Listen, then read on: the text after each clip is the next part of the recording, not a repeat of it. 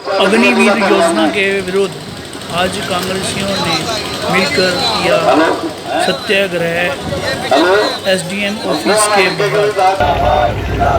काले कानून वापस लो, अग्निपथ योजना वापस लो, जो हमसे टकराएगा,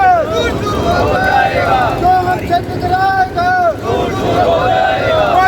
मोदी तेरी कबर खुदेगी, नरेंद्र मोदी मुर्दाबाद, नरेंद्र मोदी मुर्दाबाद, कांग्रेस पार्टी जिंदाबाद, सोनिया गांधी जिंदाबाद, राहुल गांधी जिंदाबाद, चौधरी भूपेंद्र हुड्डा जिंदाबाद, भाई भूपेंद्र हुड्डा जिंदाबाद, कांग्रेस पार्टी जिंदाबाद, कांग्रेस पार्टी जिंदाबाद, अग्निपथ योजना वापस लो, हमसे टकराएगा, हमसे टकराएगा, कांग्रेस पार्टी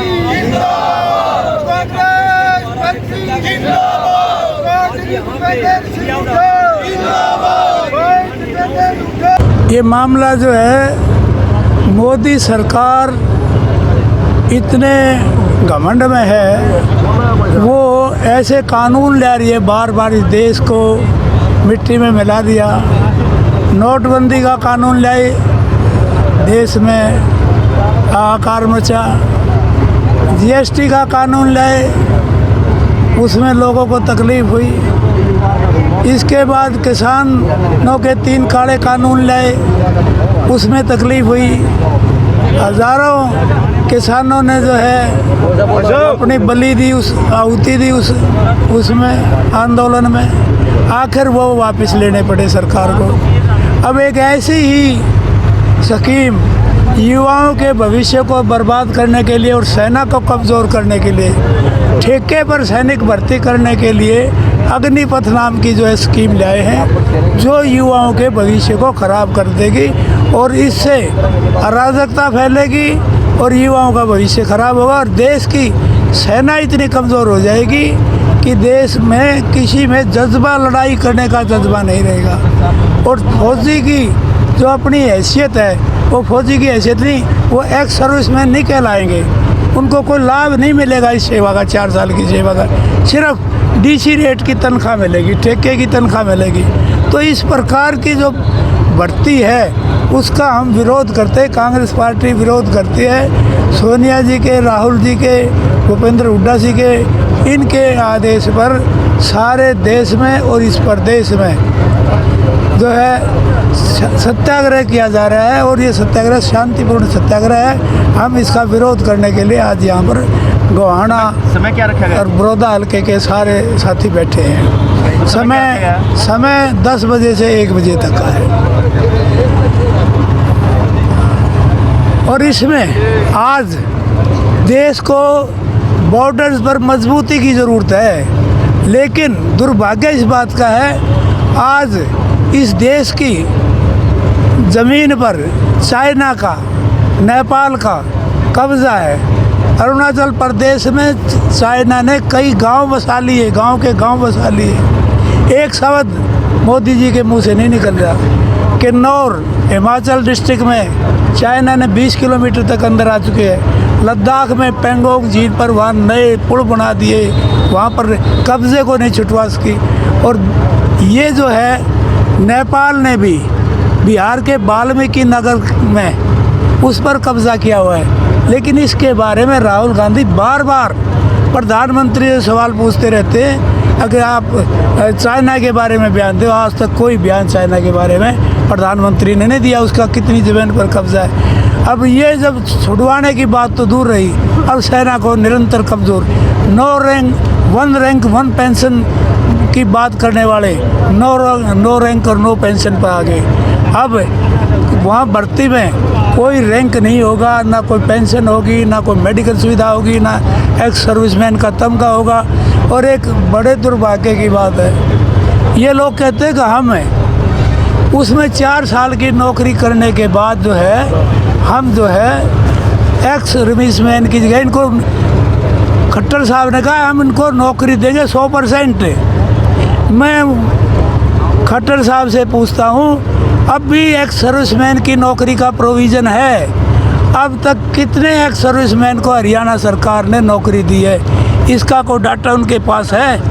नहीं है तो मैं बता देता हूँ। हरियाणा के अंदर जो आज तक एक्स सर्विसमैन को नौकरी दी है, वो एक्स सर्विसमैन है 20,275 और नौकरी दी है 534 आदमियों को। 20,000 में से सिर्फ 534 को 1.8% को नौकरी दी है। तो कैसे दे देंगे सबको? वहाँ पर प्रोविज़न है कि एक्स सर्विसमैन की नौकरी का इतने % नौकरी मिलेगी हरियाणा गवर्नमेंट की सर्विसेज में, वो ऑलरेडी प्रोविज़न है। उससे फालतू कैसे दे देंगे? 50% जो नौकरी जो रिजर्वेशन की है, 50% से ज़्यादा रिजर्वेशन बढ़ नहीं सकती, और वो रिजर्वेशन ऑलरेडी फिक्स है, एक्स सर्विसमैन उसमें शामिल है, तो उसकी सर्विस कैसे बढ़ा सकते फालतू? तो ये लोगों को गुमराह करने की बात है कि हर जो 4 साल की नौकरी करने आएगा उसको नौकरी दी जाएगी। इनका तो डाटा ही ऐसा ही, सरकार में आने के बाद 1% 0.1% भी नौकरी नहीं दी कई स्टेट। बिहार में तो 43,800 में से 6 आदमियों को नौकरी मिली है, 43,000 में से एक्स सर्विसमैन को। तो कैसे नौकरी देंगे? इस प्रकार की जो भाषा है, ये लोग जो है सारे देश को बेचने लग रहे हैं और सारे देश को पूंजीपतियों के हवाले कर रहे हैं।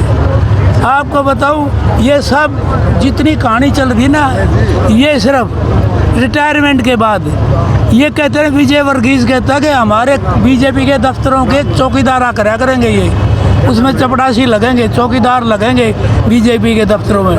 ये इनको बाद में बड़े बड़े जो ये अडानी अंबानी हैं, इनकी फैक्ट्री में सिक्योरिटी के लिए रखा जाएगा। इस टाइप की ट्रेनिंग सरकार के खर्चे पे फ्री ट्रेनिंग दी जा रही है ताकि ये उनके सिक्योरिटी में काम कर सके। ये सारा साजिश अंबानी अडानी इन लोगों ने इस देश की हर चीज़ को खरीद लिया, सब कुछ प्राइवेटाइजेशन कर रहे हैं और सारी चीज़ें जो सरकारी संपत्ति है उसको कौड़ियों के भाव बेचा जा रहा है। तो ये सारी चीज़ें आप लोगों के सामने हैं। इसमें बहुत ऐसी बातें जो मोदी साहब ने कहा था पिछले बार, काला धन लाने की बात कही थी, 15 लाख की बात कही थी, 10 करोड़ नौकरी की बात कही थी, ये सारी महंगाई दूर करने की बात कही, भ्रष्टाचार दूर करने की बात कही थी। ये बैंक के जो घोटाले हैं इनके NPA इनके 11 लाख करोड़ इन अडानी अंबानी के इन लोगों के माफ़ कर दिए। ये सारे जो है ना ऐसे काम कर दिए। GST का है, कृषि कानून है, इनके ऐसे कानून ला दिए जो गरीब आदमी गरीब होता चलेगा, अमीर होता चलेगा। अडानी की एक दिन की आमदनी 74 अरब 7,460 करोड़ रुपए। एक दिन की आमदनी अडानी की 7,460 करोड़ रुपए है।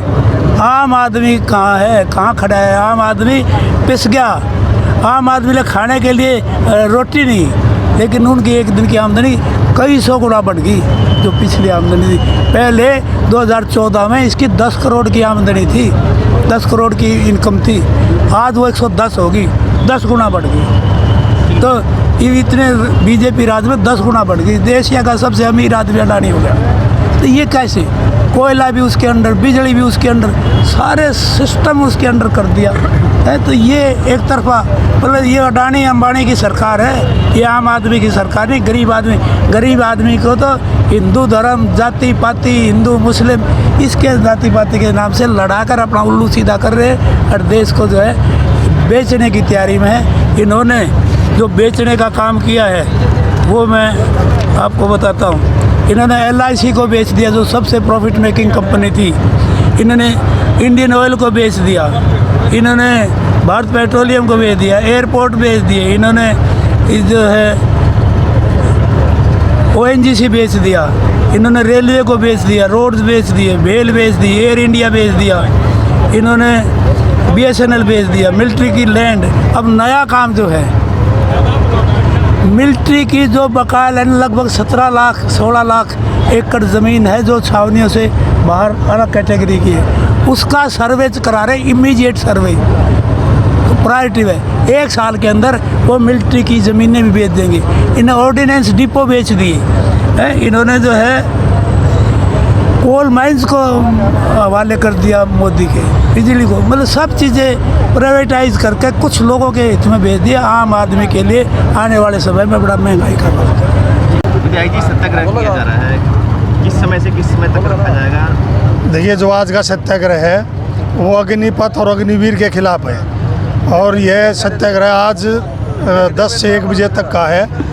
और जब तक सत्याग्रह चलेगा आगे भी, जब तक ये तीनों जो ये लेगा इसे अग्निपथ और अग्नि योजना, इनको जब तक वापस लेगी, जब तक कांग्रेस पार्टी इसके खिलाफ ऐसे ही प्रदर्शन, कोई विरोध प्रदर्शन ऐसे ही चलता रहेगा। तो किस समय तक रहेगा ये? आज 10 बजे से 1 बजे तक का है, और आगे भी जैसे पार्टी हाईकमान का आदेश होगा, सोनिया गांधी जी का, भूपेंद्र हुड्डा जी का, दीपेंद्र हुड्डा जी का, जो भी आदेश होते रहेंगे, आगे भी ऐसे ही धरने प्रदर्शन चलते रहेंगे। यह एक देश के लिए भी घातक सिद्ध होगा, ये अग्निपथ अग्निवीर, और युवाओं के साथ भी एक खिलवाड़ है। देखो, आप फौज भी जब ठेके पर ला दी, ठेके पर लेने लग रहे, तो इससे बड़ा बुरा हाल इस देश का क्या होगा।